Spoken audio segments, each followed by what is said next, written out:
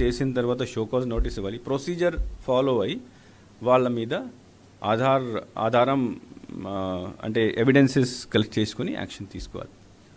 So volunteers, తర్వాత contract employees, even regular employees మీద మనకు కంప్లైంట్స్ వస్తున్నాయి. సో నిన్నటి దాకా, ఈరోజు కాదు నిన్నటి దాకా 46 action has been taken against 46 people, which include volunteers, which include some VROs ఉన్న రెగ్యులర్ ఎంప్లాయీస్ కూడా ఉన్నారు, తర్వాత కాంట్రాక్ట్ ఎంప్లాయీస్ కూడా ఉన్నారు.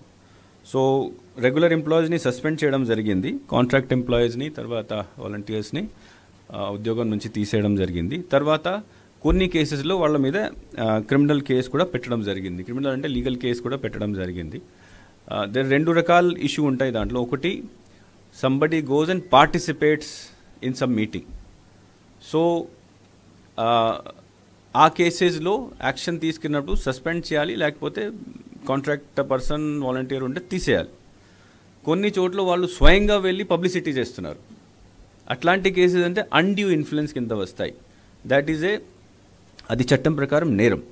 సో అక్కడ క్రిమినల్ కేసు పెట్టడం జరుగుతుంది. ఈ రెండు రకాల వ్యవస్థ ద్వారా యాక్షన్ తీసుకోవడం జరుగుతుంది. ఇంకా ఈరోజు కూడా కంప్లైంట్ వచ్చినాయి.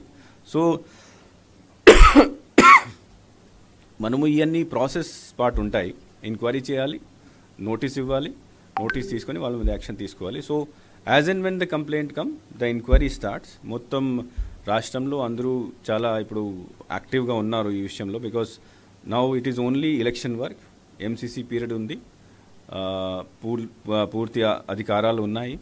కాబట్టి ఒక ప్రాపర్ ప్రొసీజర్ ఫాలో చేసేసి ఎక్కడైనా మనకు కంప్లైంట్ వస్తే, ఎవరి మీద వస్తే ఎంక్వైరీ చేసేసి యాక్షన్ తీసుకోవాలి.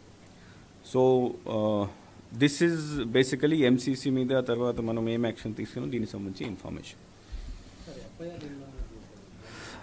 అంటే ఇప్పుడు మనం we are collecting the information, we will inform you. But total number of persons ఎవరి మీద ఈ రోజు దాకా యాక్షన్ తీసుకుంది 46. మళ్ళీ ఈరోజు కూడా కొన్ని ఎంక్వైరీ నడుస్తున్నాయి. It is continuous process. మేము will keep on giving you information daily basis మీద ఇస్తాం. దాంట్లో 40 కేసులు వాలంటీర్స్ మీద ఉన్నాయి. క్రిమినల్ కేసెస్కి నేను సెపరేట్గా ఇస్తాం. Because I have information about ప్రస్తుతం ఎంతమందిని తీసేశారు. క్రిమినల్ కేసెస్ ఏ కేసు మీద, కొన్నిటి మీద ఉన్నాయి, కొన్నిటి మీద లేవు. As I said, criminal case అంటే వాళ్ళు స్వయంగా వెళ్ళి పబ్లిసిటీ చేస్తే that comes under criminal case.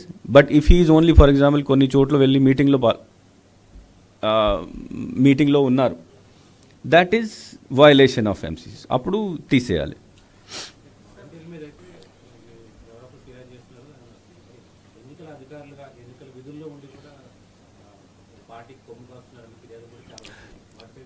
Yes, దాంట్లో కూడా కొన్ని, ఫర్ ఎగ్జాంపుల్ 2 days బ్యాక్ ఒక విఆర్ఓ సంబంధించి కంప్లైంట్ శ్రీకాకుళంలో వచ్చింది. ఆయన వెంటనే సస్పెండ్ చేయడం జరిగింది. ఈరోజు నెల్లూరులో ఒకటి వచ్చింది, అక్కడ కూడా యాక్షన్ తీసుకుంటున్నారు. So where ever we get complaint, now what happens that now there is election work, ఇంకేం పని లేదు. ఎప్పుడైనా ఎక్కడైనా కంప్లైంట్ వస్తే ఎంక్వైరీ చేసేసి కలెక్టర్ లెవెల్లో ఉంటే కలెక్టర్, లేకపోతే నా లెవెల్కి పంపించాలంటే, అదర్వైజ్ ఈసీఐ లెవెల్ పంపించాలంటే నా ద్వారా పంపించాలి.